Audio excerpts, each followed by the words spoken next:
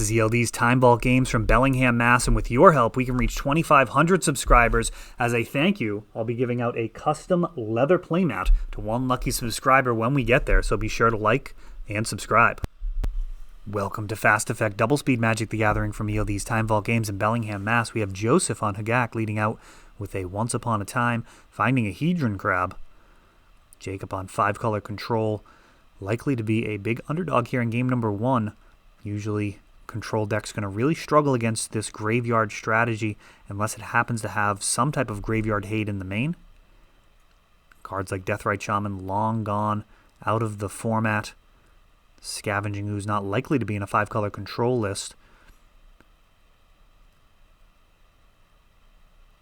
And Careful Study along with Hedron Crab really fueling Joseph's graveyard. We see a Gravecrawler, a Bridge from Below, and a Vengevine.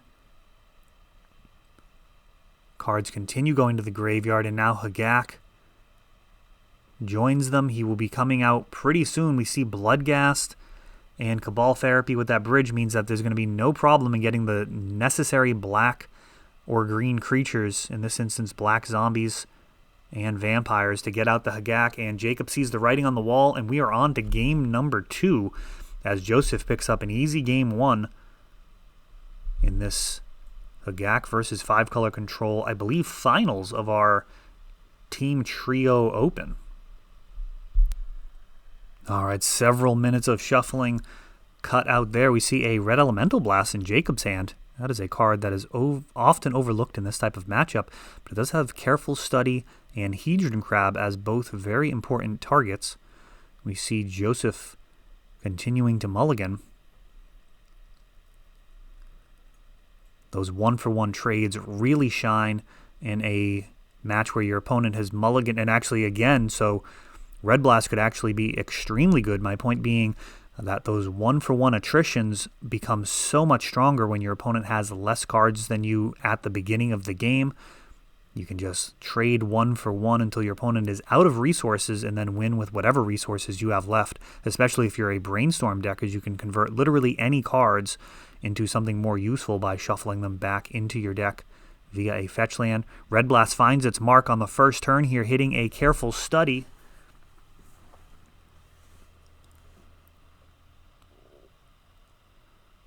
And back to Jacob. His second land is going to enable a Meddling Mage. And talk about 5-color control. We've got blue, white, and red all being paid over the first 2 turns thanks to this dual land heavy mana base.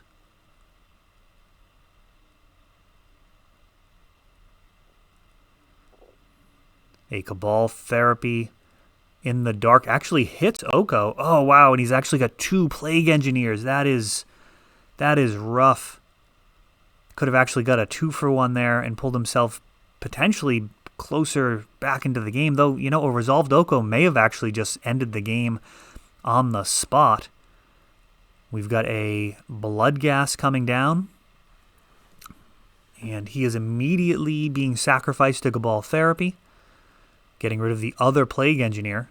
Of course, another Plague Engineer would have also, of course, killed the Bloodghast as it only has 1 toughness, and also set a much faster clock. Here, 4 damage a turn versus 6. Perhaps Joseph can find a way back into this game. Force of Negation stopping an Altar of Dementia. And now 4 more damage coming in. Jacob's mana base developing to enable any of these powerful cards that he may draw in any of Magic's colors. A Sylvan Library, and Joseph has actually seen enough going on maybe to game 3. We'll see. So this is part of the Team Trio Open. That scoop was a little early. It was certainly a terrible situation. We'll see if there's actually a game 3.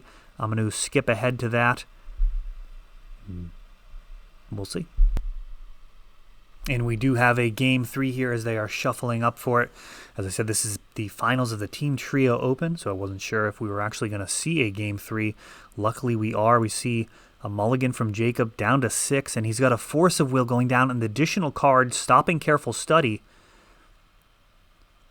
Inquisition grabs the other Careful Study, and Jacob left with a bunch of creatures. Stitcher Supplier adds some to the graveyard. Ponder now for Jacob.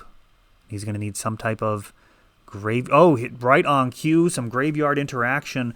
Grafdigger's Cage is going to completely shut down the graveyard unless Joseph finds some way of removing it.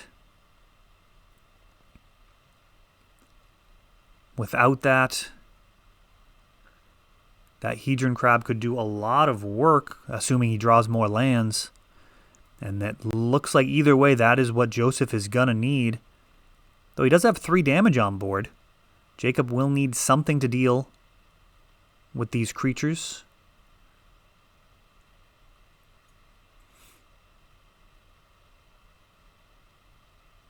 Oh, is this a Plague Engineer? Cards being put in the graveyard. Oh, what a turn here. This is quickly spiraling into Jacob's control. He has a clock. Joseph's 0-2. Not exactly capable of some counterplay. Not realistic to even mill out Joseph from here. Bloodghast being taken. Vengevine a million miles away from being cast. Stitcher Supplier just hops onto the battlefield for a second, immediately dying to the state-based effect of this Plague Engineer. And now 4 damage at a time coming across this Bloodghast, stranded in the graveyard until Joseph finds another land. Oh, there's one.